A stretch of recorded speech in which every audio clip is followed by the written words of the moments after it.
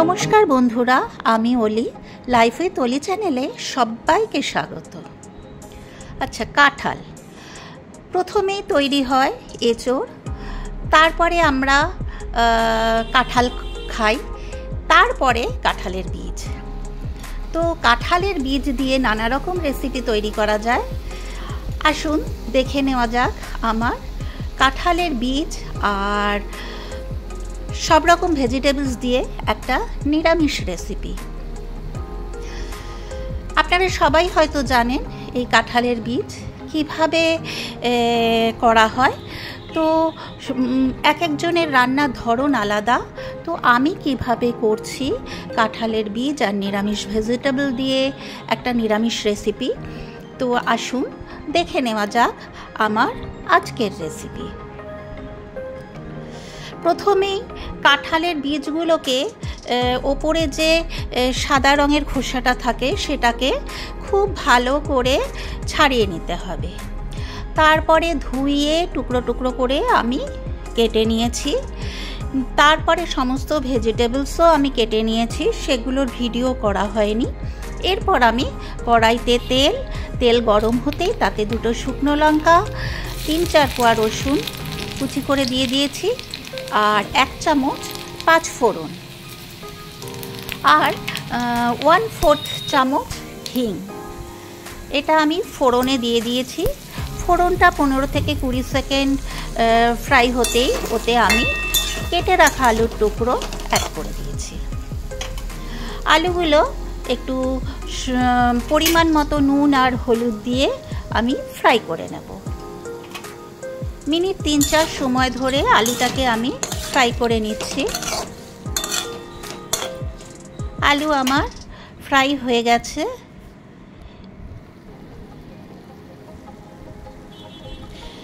এরপরে আমি কেটে রাখা কুমড়োর টুকরো ওর মধ্যে অ্যাড করে দিলাম। কুমড়োটাও আলুর সাথে খুব ভালো করে মিনিট 3-4 সময় ধরে আমি ফ্রাই করে নেব।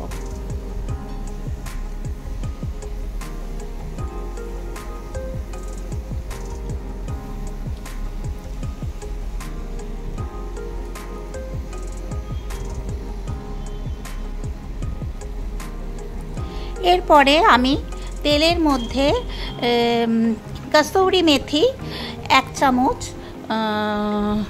অ্যাড করে দিলাম।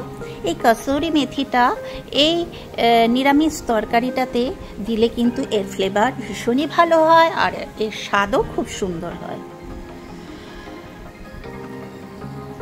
এরপরে আমি আরও যা সবজি ছিল, ঝিঙে, কাঁঠালের বীজ সব আমি একসঙ্গে, বিনস ওর মধ্যে অ্যাড করে আবারও খুব ভালো করে সমস্ত সবজির সঙ্গে কাঁঠালের বীজ আমি কষিয়ে নেব।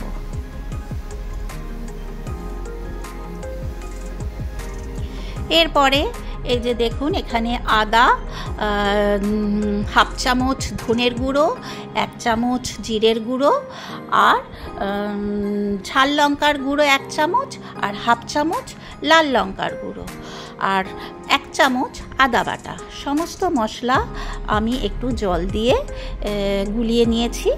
এরপর আমি ওই মশলাটা ওর মধ্যে অ্যাড করে দিলাম যাতে মশলাগুলো পুড়ে না যায়।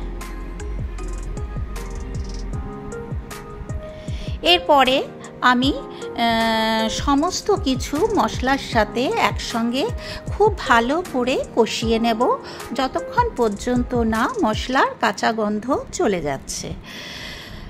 মিনিট 5-7 সময় ধরে।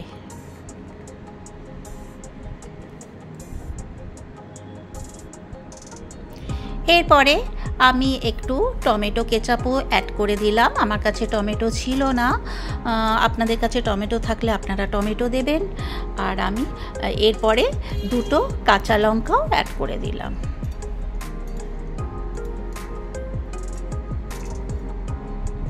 আবারও খুব ভালো করে সমস্ত সবজি কষিয়ে নিচ্ছি।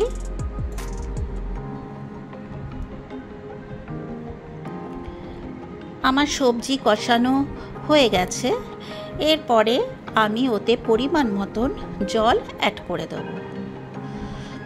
1 চামচ চিনিও অ্যাড করে দিলাম, যেহেতু নিরামিষ, এতে মিষ্টিটা দিলে ব্যালেন্স হয় আর স্বাদটাও দুর্দান্ত হয়।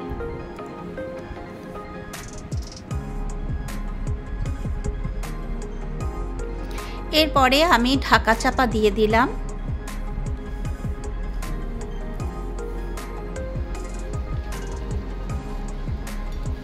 ঢাকা চাপা খুলে আবারও সবজিগুলোকে খুব ভালো করে নেড়ে নিচ্ছি।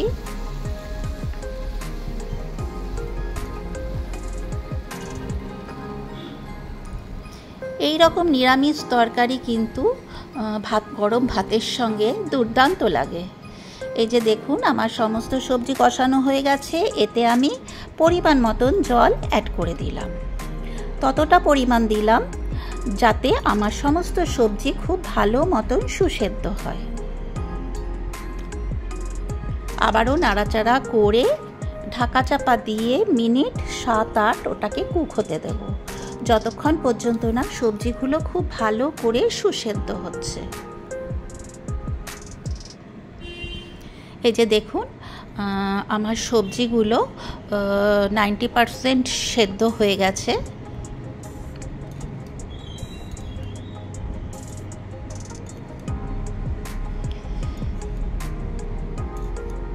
কাঁঠালের বীজ দিয়ে এই রকম নিরামিষ রেসিপি যদি আপনাদের ভালো লাগে তো আপনারা বাড়িতে অবশ্যই একবার ট্রাই করে দেখতে পারেন। আশা করি আপনাদের ভালো লাগবে। আর যদি ভালো লাগে একটা লাইক, শেয়ার, কমেন্ট করতে ভুলবেন না।